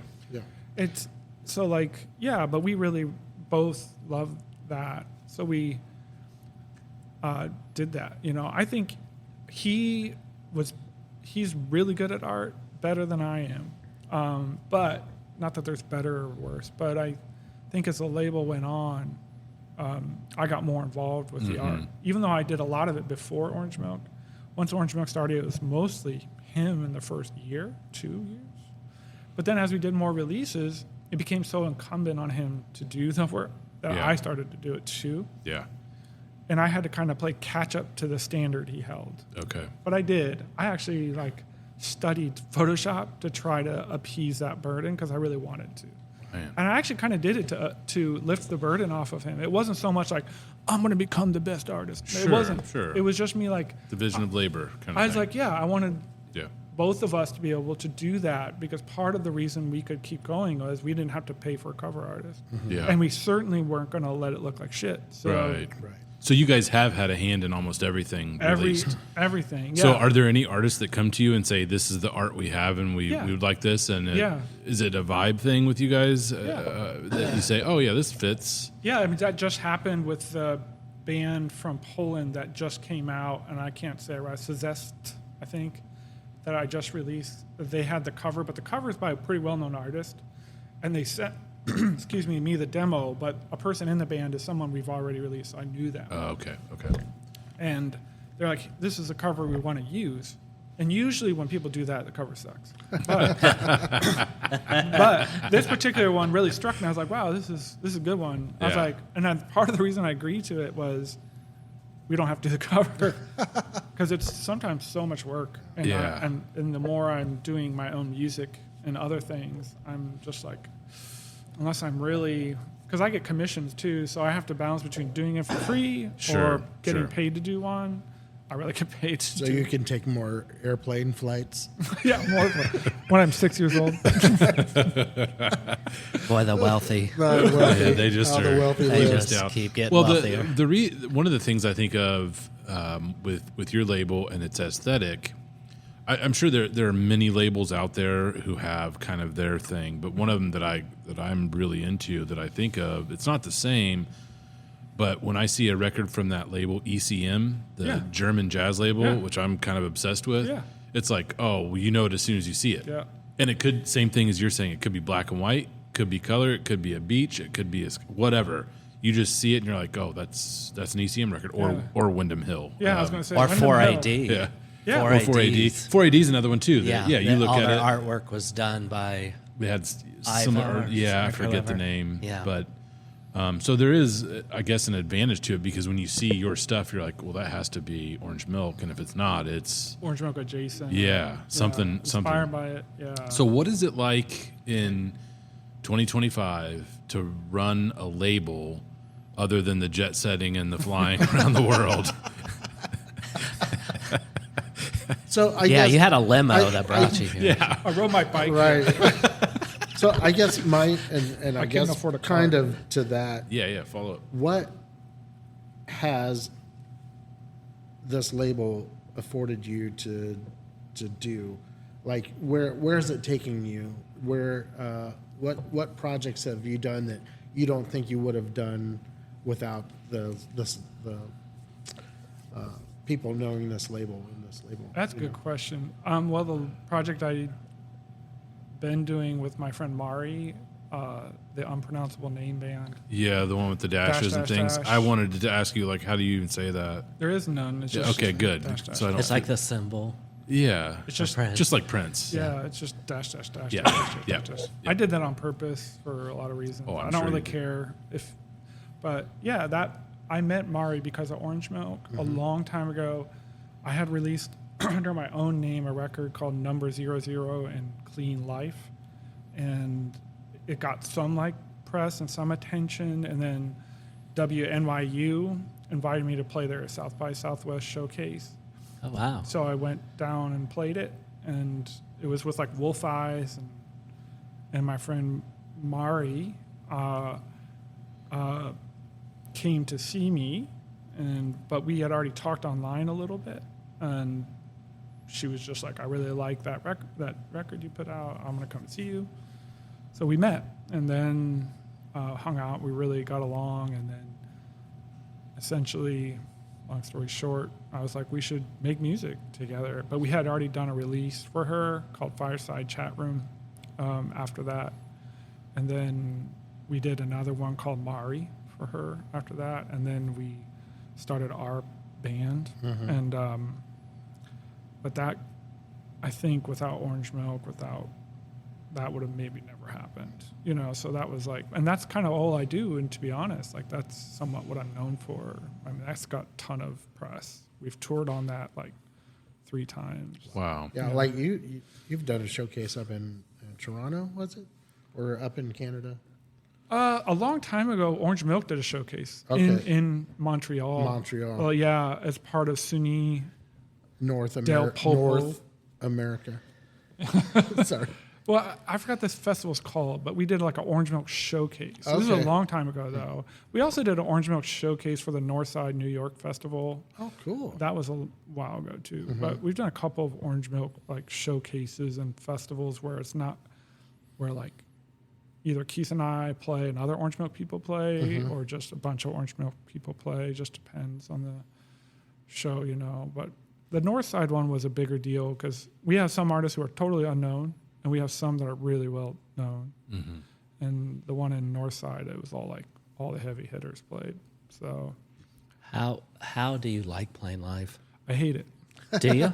I absolutely. I think because now you know a little bit, it makes me feel so vulnerable, and I hate the idea. You are vulnerable. It Yeah, is. You you're are. in front of. Yeah. You are. Well, I hate the idea. I think because of my upbringing. I'm not saying I'm right. I'm Yeah, saying yeah, that no, my no, experience dictates. Your experiences with yours. Yeah, this idea that I have to prove to you something. Like, I'm just like a filmmaker. I orchestrated it. I planned it. I made it so you can hear it. You birthed it. Yep, I'm done. And they're like, well, for you to be legitimate, you have to show up in front of me in physical form and do something. I'm like, why? But doesn't that, as an artist, and I understand your experience and where you come from, but don't you feel that these people have bought into the art that you put out there? It touches them in a way and kind of validates Oh, yeah. why, you know. Or deepens the connection. Yeah, I deepens, absolutely and agree. by seeing you live on stage. So that's why when I perform live, I don't do anything. There you So go. in the Dash Dash Dash band, I made a full film that goes with all the tracks. Oh, wow. Oh, really? And what I do is I wear a mask and I lay on the ground. Really? And then Mari will sing her parts and do some violin. That's it. Wow. And so You talking that knit mask? Yeah, I just- Yeah. So, So- the visual That's is cute, up on the so screen. there's a whole visual, and it's all of my neighborhood in Dayton, Ohio. Oh, wow. And I've toured that everywhere. Like even we performed it at the International Contemporary Art in London. Wow. And so that's what I did. And so you're seeing scenes of Dayton at the International Contemporary Art in London. When we played there, we were in the green room, and there's a giant poster of Kim Deal. Really? And I'm like, I'm the only unknown Daytonite that has also performed here and will stay that way. They're not going to put a poster of me up on that. Yeah, but yeah, that's how I like do it, and it's to kind of sort of make that point that I understand that there is what you're saying. Like people want to. There's a connection. Because Yeah. I played this show. We played in Bern, Switzerland twice, and the first time we played was for the first record we did called The Heart Pumps Kool-Aid, and it was the same thing. And it was actually our first show together. Our first show together was in Bern, Switzerland. Wow. Gee. We rehearsed in Dayton, got on a plane, and flew to Bern, Switzerland, Sheesh. and played. Wow. So, but when I played, like people came from Italy, drove from Italy to watch us in Bern, Switzerland, and then came up to me and asked me to sign the record and stuff. It was really nice, and I think that's all ridiculous. You get that in Dayton too, right? Yeah, no. Every day. Down North Main, people are like, Seth Graham, come over here. Sign this. Sign my jet. Yeah, Dayton really gives a shit about it. But yeah, what you're saying is he came from all the way to Italy, right, to connect Yeah, with it. yeah. And I didn't do anything. I mean, Mari sang and played, you know, but mostly it's automated. And all it is just a max patch where she triggers the video so it looks organic and really smooth and nothing is awkward, you know. Yeah. It looks really good. I put a lot of work.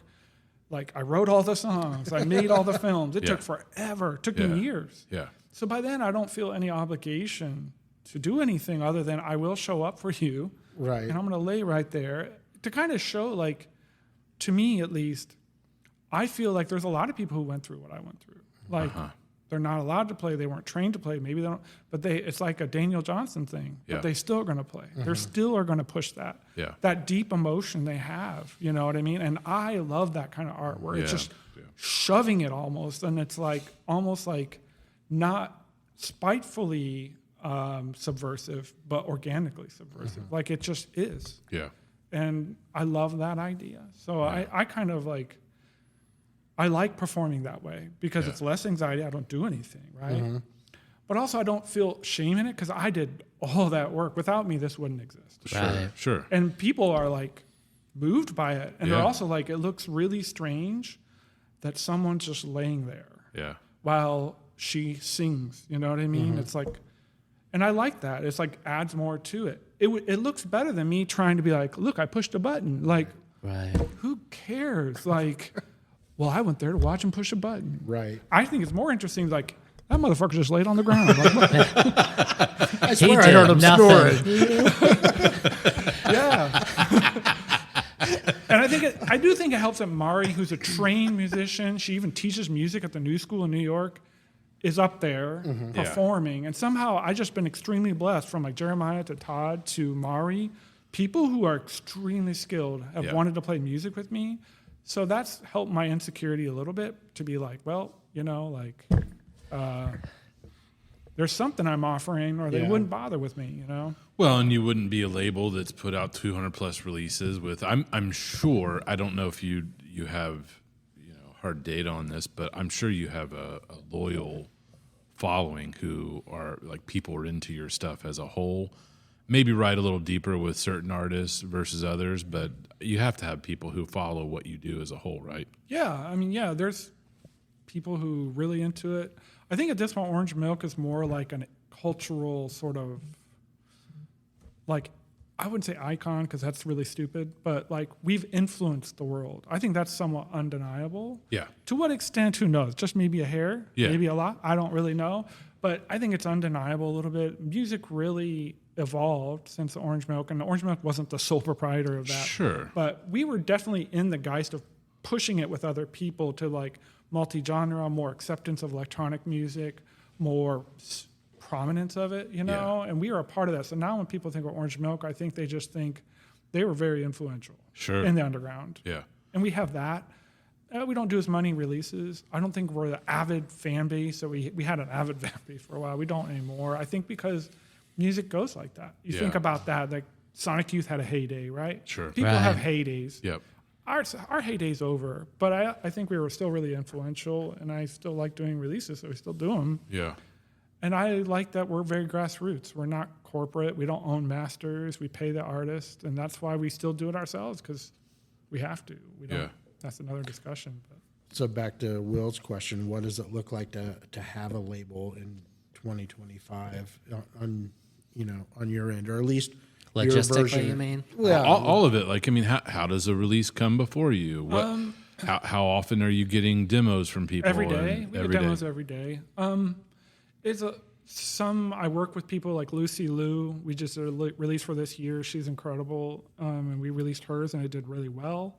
And I've always wanted to do a release with her. And I've been talking with her for years as a friend. And then one day she sent me an incredible demo. Mm-hmm. And it was my favorite thing she's done. And she was like, will you release this? And I was like, oh, yeah. Yeah. And we immediately released it to very good reviews, So, and I now talking about her doing another one. So that's on the docket, doing another Lucy Liu. And it's just stuff like that. Sometimes a demo, like that Polish avant-garde metal band sent me a demo.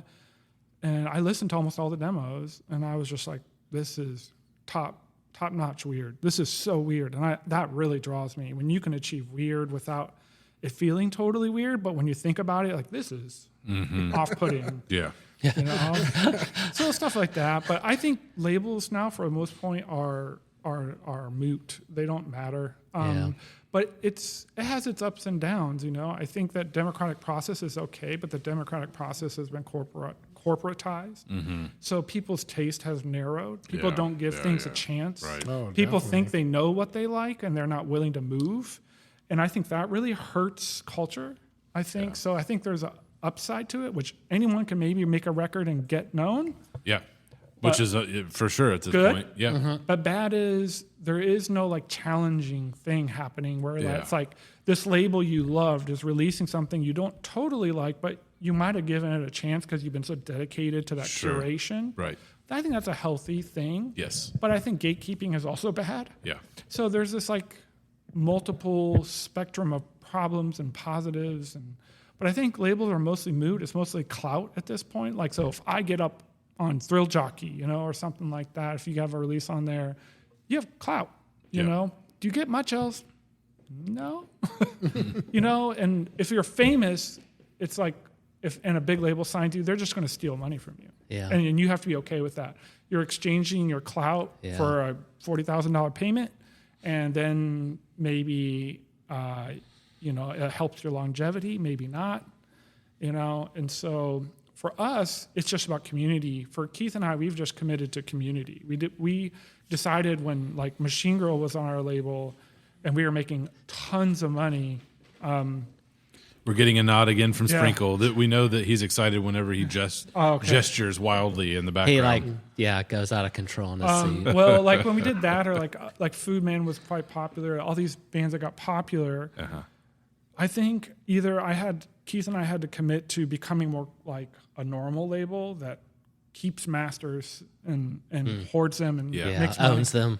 Yeah, or you decide not to go that route and just stay DIY and just try to support the best you can. But then you become free A&R for bigger labels. And I think Orange Milk and Essence has become that, where other labels pay attention to what we're releasing and poach us. I've seen, which some labels sign like a band, right? And then they'll sell them, essentially. But we don't do that because we've argued with each other, not argued, but discussed with each other that that's not fair to the artist. Because if the artist feels... It's not fair to you guys. If the artist feels like, hey, I need this upward mobility and I don't want... Who am I to stop that? I get that. So if I'm like, no, you have to give us $10,000. Right. Yeah. Well, then that stops the artist from getting on the bigger label, and they earned that. And it's not honest. Well, so, it changes the integrity of the process that you've already committed to. Yeah. You've already committed to being an artist first kind of label that's concerned with the art, not with the... I'm sure you want to make money, and you need to make money. We never intended to. I mean, we started off with $500 each, threw it in the hole, right? That was going to pay for the LP first run, and it did. And we never invested since. Wow. So, it's paid for itself, essentially. It's paid for itself. However, I would say that we never, ever have done a release out of money. Ever. And it's not some like principled we're so cool. No, it was just like, I like this release, let's do it. It bombs, right? I like this release, let's do it. It gets huge. It's just that I don't repeat. I like this release, it bombs. I like this release, it gets huge. Or in the middle, Yeah. And we don't care. It's just whatever happens. And that's how it's went. And then some people just really take off, not because we put it out necessarily. We help that a little bit. But I think those artists tour incessantly. They are aggressive. Yeah. They do everything. They get managers. They're in the whole $20,000 of their credit card debt, push and push and push and push, and it works. That method works. It's a surefire as long as your shit don't suck. Right. Yeah. So, That's the key. But also with the clout that you guys have been able to build, and those artists that do get big or whatever get poached, but because you guys have a reputation of putting these bands out, that gives you some clout. That gives the artist some legitimacy. For sure. Like example, even artists who don't necessarily sell well or do well, they're getting more shows. You know what I mean? They're getting a little more notoriety, but it's not a lot. I mean, it's such a weird world how it's all perceived. Like I always use this example, like Columbia Records, right? Huge label. Right. Yeah. Do you know everybody on Columbia? No. So if somebody goes, hey, you got signed to Columbia, who gives a shit? Well, I'd be impressed. I'd say, really? You must be okay. I'd like to hear it. There's some money somewhere. I'd give it a behind listen at least. Right? I mean, that's fair, but my point being it's just not an automatic go. No way. But I'm saying, I guess what I'm saying is these other labels that then take on these bands, or even promoters, like, oh, you're on Orange Milk, that probably gives them some legitimacy. It does. Yeah. Because of what you guys have been able to build with that. Yeah, you got history. You've got all this behind you. It's true. That's all true. I think the only difference, I always say this just because this is being broadcast, is people misconceive our label as some like you have an office in New York. Oh, And I'm like, yeah. no, Ellen is getting the shipping out of Keith's basement, and all the records that haven't sold are in storage down the street from my house. Yeah. You know, so like, that's it. And we don't Right. have a PR team, and I work for free. Keith works for free. Right. And I think that artists generally misconceive that, once I get on your label, I'm going to get huge. I'm like, I understand. no, Yeah. no. And It's like, on you it's to on make this you. happen. Right. It's really on you. We're going to release it, and that's kind of all we're going to do. We're not going to even really PR it because I don't have time for that. Yeah. And I will if they ask me, like, hey, can you send it to this writer? I'm like, sure. It's just an email. Hey, so-and-so, check it out. Bye. You So know? do you guys deal So- with distribution at all? Or We have some. I mean, we used to have a lot, but now we just do like, we toned it down because I had a child. Yeah. Keith and I, Congratulations. Keith and I are just so aggressive about our own art that we decided to only do 6 releases a year. We used to do about 25. Wow. Whoa. Yeah. 2 a month? Yeah. But Wow. now a lot it of wasn't. hustle. It wasn't even like we were going to do that. It just worked out that way. Yeah, it happened. Oh, okay. It wasn't like let's do 2 a month. It was more like how many did we end up doing? And I averaged it out. We're like we're doing 25 a year, dude. Yeah. So here I was That's like I crazy. can't do that anymore. Yeah. Let's try to cap it at Well, yeah, because you 6. have a job and a family. And yeah, so like, and I make responsibility. art. So I was like, we're going to do 6. So once we did that, the distribution kind of tapered because they don't care enough to keep buying. But we still have like shops and distros that buy, you Gotcha, know, and yeah. it just depends on the release, you know. Sometimes if we have a really big release, like every distro in the world suddenly shows up in my inbox wanting a ridiculous deal, like send me 100 of those rare copies for $5. I'm like, fuck you, man. I mean, that's what happens. It's just everything's such a misconception with people. Like that's what I've learned running the label. It's like everybody imagines what it's like, and they're Well, wrong. sure. They Oh, don't, yeah. They don't have any idea of what the actual nuts and Yeah. bolts are, especially in 2025. I was just talking to I own Twisted River Coffee, and one of my wholesale accounts. She was just like, everyone thinks because you own a business, you're rich. You're like, nope. Sometimes I pay myself, sometimes I don't pay myself. It's just like that's just the nuts and bolts of having a business. But yeah, the misconception is insane. That's the same for us, and we don't pay ourselves unless like we're behind on bills, and we actually calculate like, hey, dude, I need $300 really bad, and then we'll go, well, what do we have going on? Like, oh, we could spare that probably, and that's kind of all we get. Wow. And that's really it. Like, I would say the only other expenditure, which is nice, is we buy records from other labels because we want them. Yeah. And so we like use Orange Milk money to support other labels. And so we use our account to buy other records, and we don't really regulate each other much on that. We're just like, yeah, if you want it, buy it, because we just kind of like, we're just communal. We're just spreading. Sounds pretty money. good, That's actually. awesome. You're right. So yeah. I do get free records. Nice. That's Hey, cool. it's pretty good. All right. That's why Will works for me, because he gets a stipend every month to go buy records. It's actually that's true. It's very true. He How has much me is on. that? How much you dropping? It's not jet money, but it's. I could probably get to Kentucky. Wow. And gas? That's thumbing a ride. Yeah, that's right. With Dan's mask on and his slow and whatever, Slow, sad, and whatever, Heavy. big, Heavy, heavy, big. Hey, man, you're heavy, dude. I want to go to rapid fire round because there are several questions I want to ask, and we want to honor your time. And what's your favorite drink at Starbucks? you could say that if you want. You could answer that. Unsweetened black iced tea, because it's the only thing I can drink that's not gross. Yeah, I drink cold brew is what I get when I go there. Is there and cold brew good? It's fine. I feel like it's going to be bitter and kind It's of fine. nasty. It's fine. I go with the iced tea because I'm like, I don't trust I like the y'all. green tea too. The iced green tea is pretty Yeah. decent. That's it. I can't do So anything else. anyway, why are we? Oh, yeah. I have a rapid fire. question. Yeah, you guys go ahead, because I got a series of them that might lead us. What's the record, album, band, whatever, right now that you're really into? I have a couple. Okay, give me both. Let me see. Give me 2. I'll show you just because I bought them. I really like Neo 7, but he plays under his own phone number, 703-863-4357.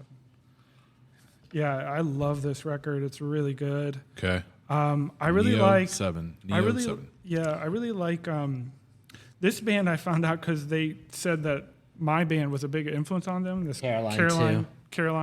Caroline 2 by Caroline. They're on Rough Trade and they're getting kind of big. They're on Rough Trade. See, I just There the you label go. thing. You say a label I like. Well, if and you it's say, like but if you say a label that you like, you already have a thought of who's going to be Yeah, the type or of what music. the music could Yeah. be like. Yeah. A conception of what Yeah. it's going to be. I like the DJ Bebedera on Principe. I like that one a lot. I've been listening to this Pure Link a lot just recently. You know, Cool. Thank you. I don't have like one, yeah. Yeah. but yeah, I just want Which to makes prove it. sense. I mean, yeah. The label's origins are in Dayton. Yeah. When bands, because you've already mentioned bands in Poland, and I know you have bands on your roster from literally all over the world. All over the world. I mean, like Japan. Australia, Europe, man, everywhere. I'd have to look at the whole thing. When they mail you stuff, does anybody ever say, why are you in Dayton, Ohio? No one knows. Everybody thinks we're in New York.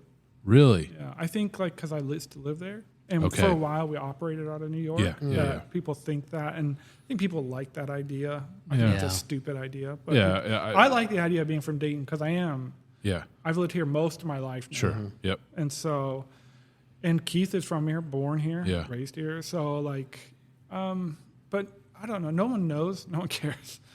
Dayton doesn't care. No one outside of Dayton cares. Yeah. And then when you say Dayton, they just think like, where the fuck is that? Like, not too many. Dayton, I think, thinks it's bigger than it is. If I'm being honest, like people are like, I'm from Dayton, and it's like nobody knows or cares. Have you heard of the Wright brothers? Hello. Come on. I mean, I know they're big. I promote Dayton when I'm like on tour and Sure. stuff because people talk to me about it, especially the film. Because people like in Europe when I'm showing like Dayton, sort of like the interesting parts of Dayton, it's crazy looking to Europeans. It looks insane. And then they're like, "Where did you film?" I'm like, "It's in my neighborhood." And they're like, "Where's that?" And I'm like, "It's Dayton, Ohio." And they're like.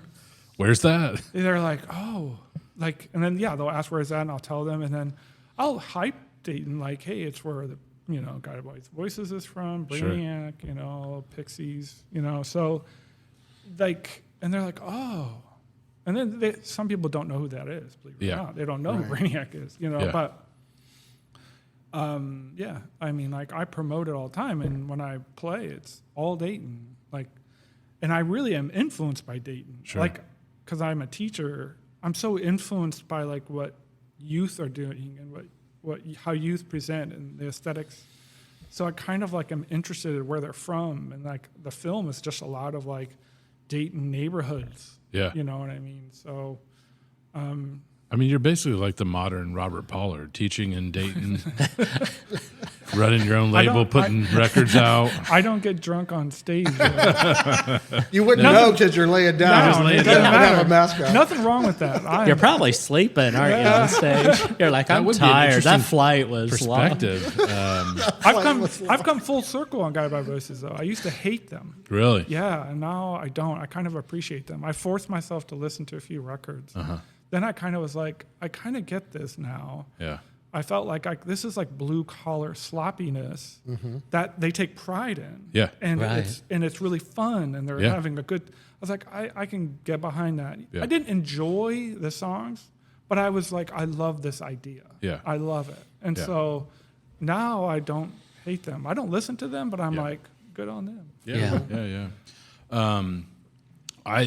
Do you guys have any other questions for Seth? How was I as a boss? You were. Can I get sentimental? You can absolutely, I was a joke. because I'm going to get sentimental on my closing stuff. I'm gonna- My closing statement. I gotta. Even though Sean, you were involved. No, I don't mean I to was not exclude you, involved. but I was going through fucking hell when I met you all, Yeah. and you all were so nice to me. Dude. Oh, I have so many. And I'm about to cry about it Don't. because I think if it wasn't for you all, it would have been much harder for me. And like you That's all awesome. supported my music. Yeah.